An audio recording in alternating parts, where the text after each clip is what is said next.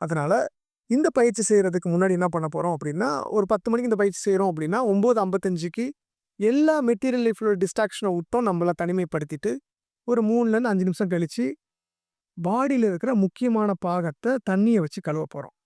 முதல்ல இந்த கை, அதுக்கப்புறம் வாய், முகம். இத இஸ்லாத்துல ஹுது அப்படின்னு சொல்லுவாங்க. அ இஸ்லாம் இல்லாத நபர்கள் கை, கால், முகம், காது, கால் வரையும் உள்ள பாகங்கள தண்ணி படுறத கான்ஷியஸா உணர்ந்து பண்ணணும். எங்கேயோ உதவு செஞ்சுக்கிட்டு பண்ணாலும் பாடி ரிலாக்ஸ்ட் ஆகும்.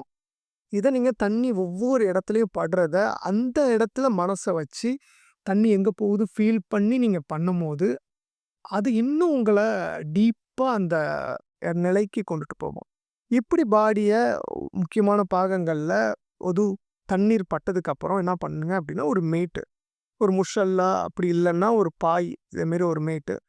எந்த பயிற்சி இந்த பயிற்சி செய்றதுக்குன்னு ஒரு தனி ஸ்பெஷலான ஒரு எந்த ட்ரெஸ் போடுறீங்களோ, அதே ட்ரெஸ்ஸ இத நீங்க யூஸ் பண்ணீங்க அப்படின்னா, ஈஸியா அந்த வைப்ரேஷன், இந்த ஃப்ரீக்வன்சி உங்களுக்கு போனோனே கிடைக்கிறதுக்கு ஈஸியா இருக்கும். இல்ல அப்படின்னா, ஒரு ஒரு ஒரு ஒரு மனநிலை வேற சிந்தனை எங்கேயாச்சும் ஓடிட்டே இருக்கும்.